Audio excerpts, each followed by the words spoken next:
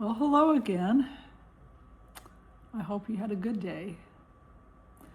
I want to start off today with another story. Just a short one, but I think it's kind of a fun one. Okay, so this is from when I was in 7th grade. I had one pair of shoes and they had holes in their soles. I had holy soles. And I used cardboard. I had to put cardboard into my shoes to help keep water out, especially when it rained. It was kind of soggy, soggy socks, not a good thing. At that time, it seemed like a huge problem. And it would have been better to have better shoes, but that's what we had. And it was not a monumental problem. I was able to wear the shoes and go to school. So, life is an adventure, but every day is still a gift. And even if you have shoes with soles that are holy,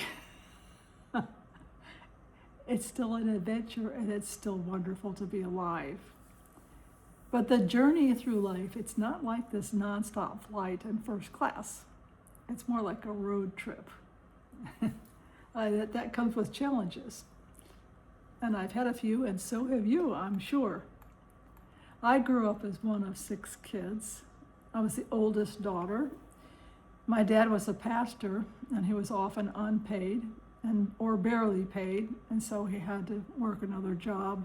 We had what we needed, maybe not what we really wanted, but we had what we needed, and we never went hungry. But compared to kids around me, I felt that lack. The shoes with the holy soles were one problem, but there was more. And in 7th grade, I really didn't like Friday mornings. They were a challenge. I'd open my closet doors. I had 2 shirts and 2 skirts. I had a red shirt and a multicolor shirt and a blue skirt and a gray skirt. So I could swap things out and I could come up with 4 outfits, not 5. Not enough for the week. So I had to do a repeat. Every week I just knew that people were seeing the same clothes and thinking about it. They probably weren't. Maybe they didn't notice, but I knew. However, what felt like was a problem became a turning point in 7th grade because I had to take home economics, which meant I was taught to learn to sew.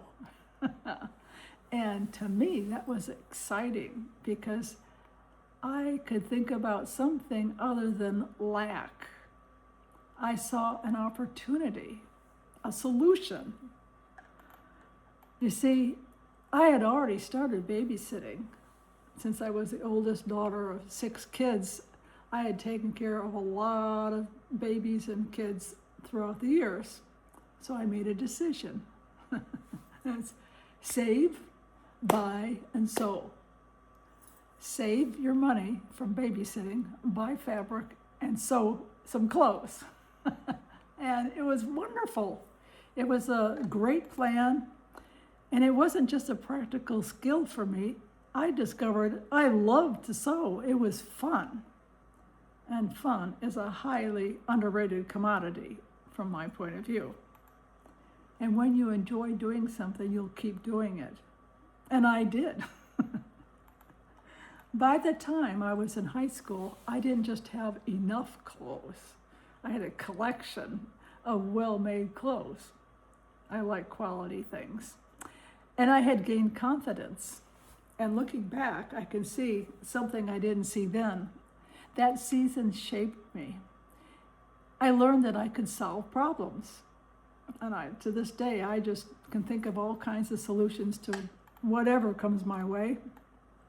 So sometimes what feels like a lack or a limitation in early life is actually preparation for something in your future. And having experienced lack, it helped me to understand people who live with it. And that came in handy. since I've worked in Haiti for many years. I understand them quite well because I experienced lack in my life, so I understand that kind of thinking, that poverty thinking. Thank God that I don't live in poverty thinking anymore, and I don't live in poverty anymore. But I did experience that lack in my life, and I'm good at helping the Haitians and other people, people in general. I can help them solve problems. And I'm good at finding opportunities for my Haitian friends to develop new skills and to grow and flourish. And so it was something that wasn't pleasant when I was growing up, but it was really good in the long run. So I still consider life as an adventure, not a nonstop flight. You're not in first class. It's like a road trip, and you never know what you'll experience on your journey. Road trips have obstacles. Yeah. Roadblocks happen. That's where you have to wait. Okay? You have to learn something new, or you have to wait. And for me, in 7th grade, that's when the roadblock was taken away. That's when I learned a new skill and used my babysitting money and solved a problem. My challenge became a preparation for myself and for the future. There are speed bumps on the road. If you go too fast, you can cause damage to yourself and other people. But detours are interesting. That's when the path that you planned doesn't work out exactly. So you're going down this nice highway, you've got it all figured out, and there's detour, so you have to go the long way around. But detours in life are interesting because you often gain experiences that you wouldn't have had if you just went the simple, easy way direct. And actually, I had detours going to college. I went to college for a couple years and then ran out of money, and because I had to work my way through, and so I was able to learn a little skill set, a basic computer skill set, and then I started working for a company and was able to work with them and then go back to school, back and forth, and it took me 7 years. I got through college, and I've always worked well with computers because I had that opportunity when I was a kid, back in the cave years. So detours can have all kinds of interesting little adventures and benefits. But there's do not enter signs, okay? Now, do not enter is really for your protection or redirection. Do not enter, sometimes if you're driving, it might be that it saves you from driving off a cliff.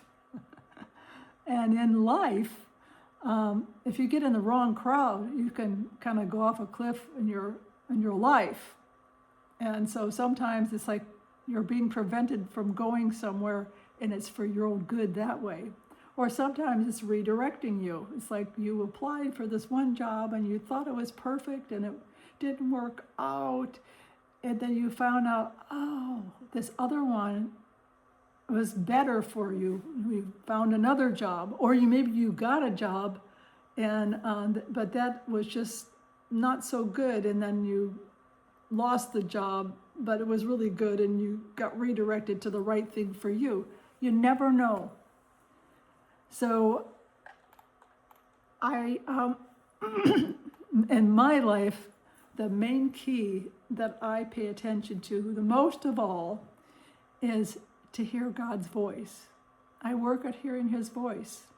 And you might go, well, I don't hear his voice. Well, he loves me and he loves you, and he wants to speak. And he's always speaking. It's just that sometimes we don't hear, or we don't know that we can hear. I didn't know that growing up, and I heard his voice many times growing up, but I didn't realize that that's what was going on. But once I paid attention and learned that, oh, that was him talking to me, then I paid attention. So when we listen, and just to give you a clue, sometimes it's just that inner knowing that you have inside you. It's like, oh, this is the way I should go. You just know that. And you don't even know why you know that, but you know that. That's often his voice. And yes, people have heard him, his audible voice. I have not. There's all kinds of ways that he speaks, but that's one way. He's just gently speaking to us to help direct us in a way that would be good for us. And another key is learning to recognize who you were created to be and not what others say you were created to be. And you know, if you pay attention to what you like and what you're drawn to, it's not that hard to figure out what he created you to be and to do. It's just natural stuff that you would like. And learning to use what you've been given, those gifts. Well, I needed to snow. It's not snow.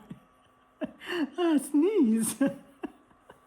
It's the middle of the night. Just give me a break. Anyhow, those gifts that you have, use them. And when you see an opportunity, and it's you know it's the right one, do it. Be willing to take the next step that you can clearly see. Over time, if you do that, your life will overflow with good things. Making good choices and using your time well will create opportunities for you to grow and impact others. Every day is a gift. Life is that great adventure, and your challenges can become opportunities. And my question still is, what are you doing with your bucket of time? So thanks for being with me. I hope you enjoyed the sneeze. Bye-bye.